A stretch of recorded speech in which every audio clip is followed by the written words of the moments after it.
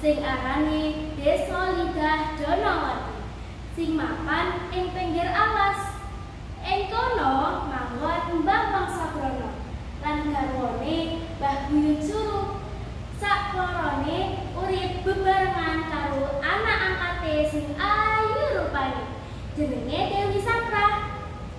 Ing sawijining dina Adipati Jayadrana bebarengan karo Pati Sudermo lagi mburu kewan ing alas cedhak Desa Lidah Donawati. Nalika liwat rawa-rawa ora disangka ketemu karo Dewi Sangkrah sing lagi ngumbah klambi. Saka kono padha tetepangan banjur padha ceblok tresna lan pungkasane sakloron mangun bale wisma. Sawetara waktu Adipati Jayadrana kudu bali maneh menyang Kadipaten Surabaya kanggo ngrusake tugase minangka adipati. Nalika mengkono Dewi Sangkrah lagi ngandhut tuwa.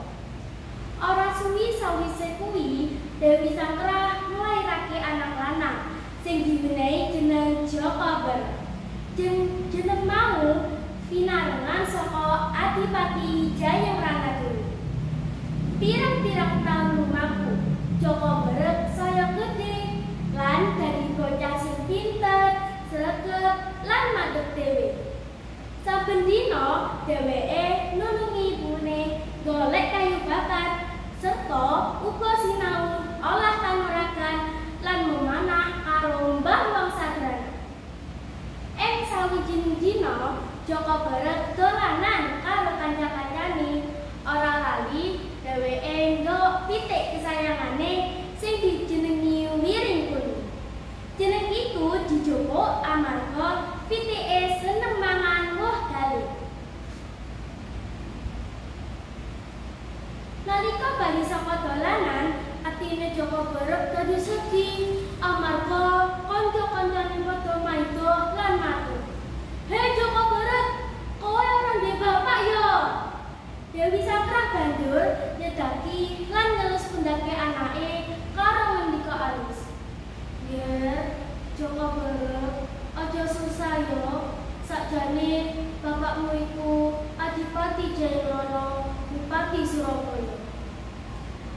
Sawise krungu kuwi, Jaka Barat semangat lan kepengin sowan nemoni bapake ing Kadipaten Surabaya.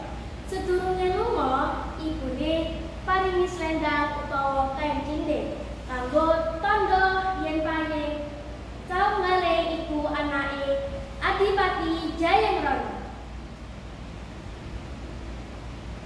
Tekane ing Kadipaten Surabaya, saunggale ora pareng mlebu amarga lawang mlebune kadipaten kasebut dijaga para prajurit. Saunggale nekat kepengin sowan, para prajurit padha kewalahan anggone nglawan saunggale. Adipati sadar bilih saunggale iku putrane lan saunggale ditepangake marang Sawung Rana lan Sawung Sari. Putrane Jayadrana sing liyane sanes karo garwa Dewi Sangkrah. Sawung Rana lan Sawung Sari mung esem recut. Dheweke saklorone uga ora seneng karo saunggale. Banjur dianakake sayembara. Yen sapa wong sing kasil manah umbul-umbul yuda ing pucuke Menara Galok bakal dijadekake adipati ing Kadipaten Surabaya. Asil saka sayembara kasebut saunggale kasil gelar Kanjeng Adipati Jayadrana loro. Eyangan ibune kaboyong saka desa ing Kadipaten Surabaya. Saunggaling iku duweni jiwa kasatriyan sing berbudi bawa leksana, jujur, prasaja, uga lan adil. Iku